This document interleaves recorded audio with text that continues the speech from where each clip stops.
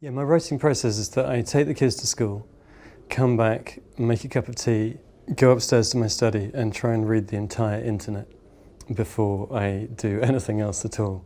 And some point mid-afternoon, sheer self-disgust motivates me to actually do some work, hopefully, occasionally, sometimes.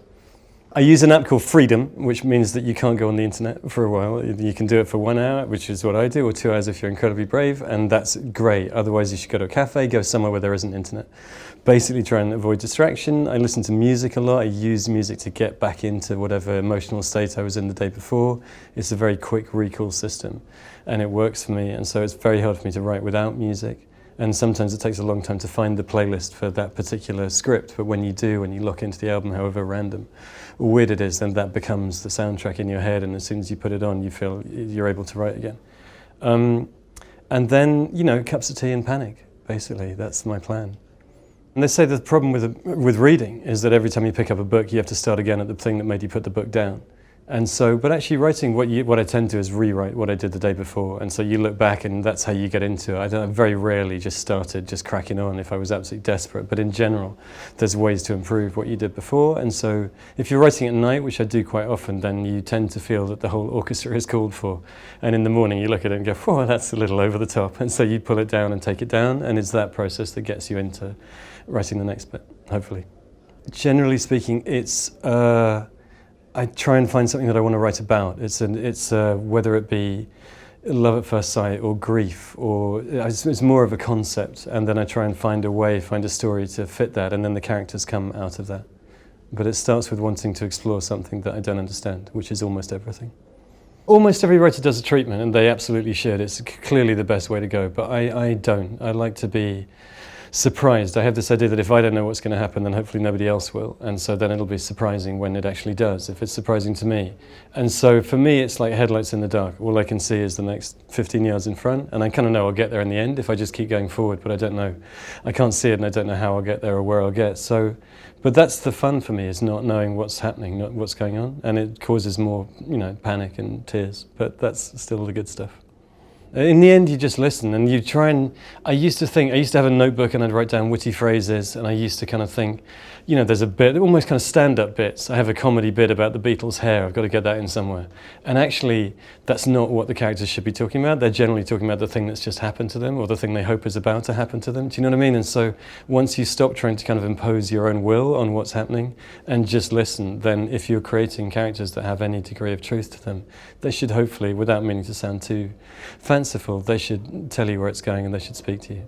I mean, I think part of the reason I'm directing movies now is that there's a million things I've written that get cut. But one thing I did learn is that if a director tells you, even if it's your favourite scene in the movie and it's everyone else's favourite scene in the script, and the director goes, yeah, I can't quite see a way, then you have to cut it, or you have to change it, or you have to make it work. Because I've been in the edit before, and I've argued for a scene, and the director's turned to me and gone, there you go, there's your scene. It's like, yeah, you screwed it up, because if they're not feeling it, then they won't do it right. And you've got to trust that. And so even if it's your favourite thing, it's a Pyrrhic victory if it's in there at best. And so you've got to just own it and make a change and try and keep the thing that you liked and put it in a different context.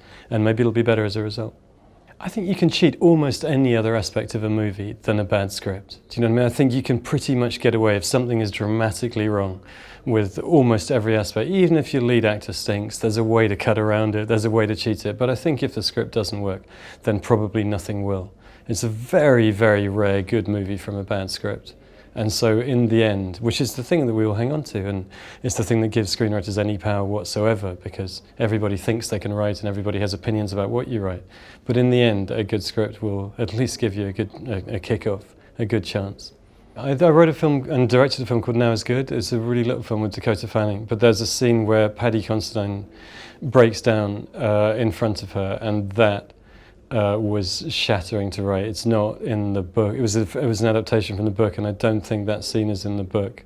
Or if it is, it was very different. No, it's not in the book. And I knew it was Paddy, and I knew I had to try and write something worthy of him because he's an astonishing actor. And that was shattering to write. It was really. I remember coming down the stairs in floods of tears.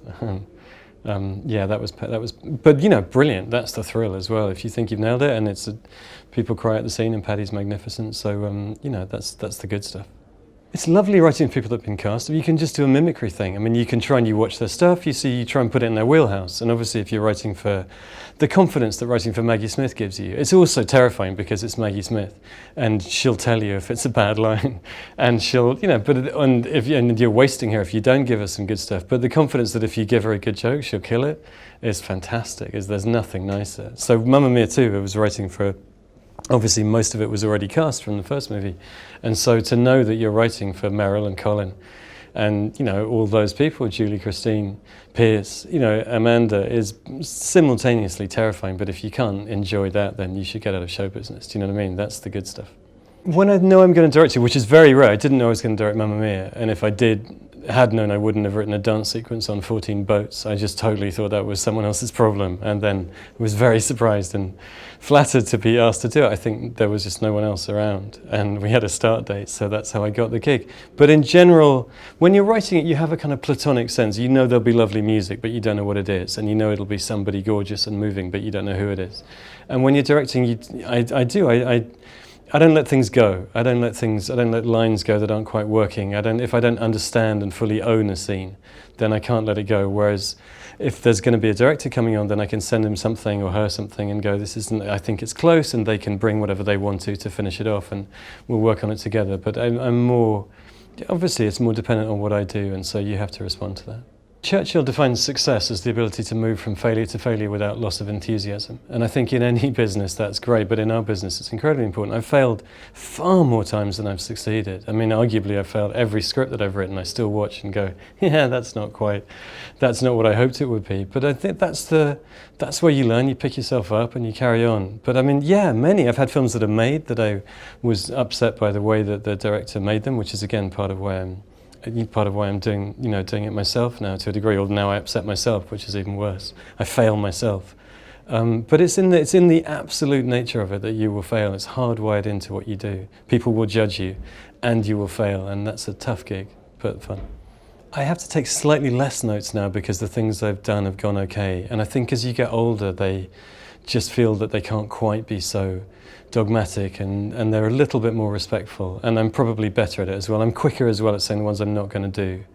I don't tend to just kind of agree and then not do them and then cause a problem because later they go, well, I thought we agreed that you were going to do this. Now I tend to go, yeah, I'm not going to do that. I totally see what you're saying, but that's a different movie. I'm doing this movie. So I'm probably better at dealing with notes, but also there are slightly less. I think when you've done something and it went okay, which luckily enough that's happened with me, then they think maybe you might have some kind of clue, just a small one.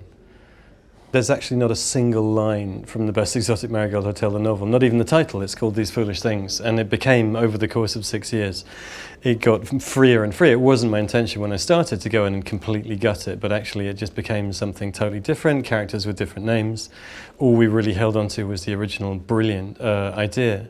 And so it really varies, whereas Now Is Good, I adapted, and that was just, I did things to it and then moved it around, but so much of it is actually from Jenny Downham's novel. And so it completely depends. The next job I do is a book that is so good it reads like a novelization of a film, if you see what I mean. And I'm hoping that I can just copy it out in final draft and hand it back in. But we'll see. When Mia came back, because Judy Kramer, the producer, met Richard Curtis at a party and asked him if he would do it. And he said that he was busy, but he knew someone cheaper.